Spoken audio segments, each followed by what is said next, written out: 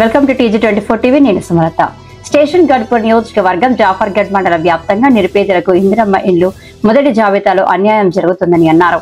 కాంగ్రెస్ ప్రభుత్వం మీద నమ్మకంతో ఇప్పటికే ఇండ్ల కోసం ఎదురు చూస్తున్న నిరుపేదలు కాంగ్రెస్ పార్టీ అయితేనే ఇళ్లు ఇస్తాం అని కుండబద్దలు కొట్టినట్లు చెప్పిన కాంగ్రెస్ నాయకులు, ఎవరైనా అర్హులు మాకెందుకు ఇండ్లు ఇవ్వడం లేదు అని అడిగితే మీకు కట్టుకునే స్తోమత లేదు అని తేల్చి చెబుతున్న కాంగ్రెస్ నాయకులు, ఇలాగే అక్రమాలకు పాల్పడితే మండల వ్యాప్తంగా బీజేపీ ఆధ్వర్యంలో ప్రతి గ్రామంలో అర్హులను కలిసి సమాచారం సేకరిస్తాం.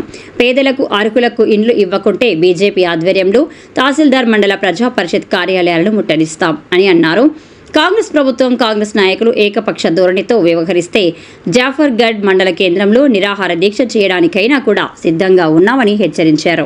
నా పేరు నాగేష్ గౌడ్ కోరుకొప్ల. నేను బీజేపీ మండల పార్టీ ప్రెసిడెంట్ జాఫర్గఢ్ మండలికి సంబంధించి ఇందిరమ్మ ఇళ్లకు సంబంధించిన మొదటి లిస్ట్ వచ్చిందని చెప్పేసి కాంగ్రెస్ నాయకులు ఆ లిస్టుతో గ్రామాల్లో సర్వే చేస్తున్నారు.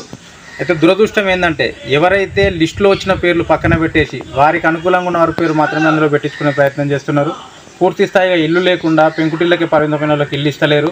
ఎందుకంటే రాష్ట్ర ప్రభుత్వం ఏం చెప్పిందంటే కట్టుకోవడానికి జాగా ఉండి నిరుపేద కుటుంబానికి చెందిన వాళ్ళైతే మేము ఇల్లు ఇస్తామని చెప్పేసి గవర్నమెంటే చెప్పిన తర్వాత సంబంధిత కాంగ్రెస్ నాయకులు మీకు ఇల్లు కట్టుకోవడానికి ఇప్పుడు స్తోమత లేదు కాబట్టి మీకు సెకండ్ లిస్టులో పేరు ఇస్తామని చెప్పేసి అంటున్నారు. సెకండ్ లిస్ట్ వచ్చేది ఎప్పుడో పోయేది ఎప్పుడో తెలియదు. కానీ వీళ్ళు ఇల్లు వస్తుందన్న ఆశతో, ఇందిరమ్మ రాజ్యం మీద ప్రేమతో వాళ్ళు ఇల్లు వస్తుందన్న ఆశాభావంతో ఉన్నారు. కాబట్టి వాళ్ళు జాగాలని చదును చేసుకొని ఒకవేళ ప్రభుత్వంలో లిస్టు కనుక వచ్చినట్టయితే ముగ్గు పోసుకోవడానికి సంబంధిత కార్యక్రమాలు చేసుకోవడానికి రెడీగా ఉన్నారు. కాబట్టి అసలైన అర్హులకు ఇల్లు వచ్చే విధంగా కాంగ్రెస్ నాయకులు ప్రయత్నం చేయాలని, అసలైన వ్యక్తులను పక్కన పెట్టేసి లిస్టులో ఉన్న వ్యక్తులను పక్కన పెట్టేసి మీకు అనుకూలంగా ఉన్న వ్యక్తులకు మాత్రం ఇల్లు ఇచ్చే ప్రయత్నం చేస్తే భారతీయ జనతా పార్టీ ఆధ్వర్యంలో కలెక్టర్ ఆఫీస్ను, MRO ఆఫీస్ను ముట్టడిస్తామని చెప్పేసి తెలియజేస్తున్నాము.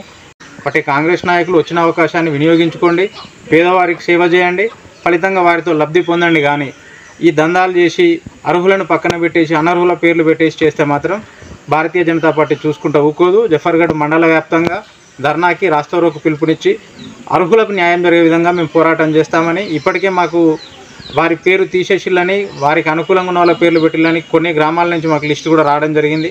అందరినీ ఏకం చేసుకొని MRO ఆఫీస్ ముందు ధర్నాకి, అవసరమైతే నిరాహార దీక్ష కూడా కూర్చుంటామని తెలియజేస్తున్నా. హాయ్ అండి, నేను మీ సత్యశ్రీ.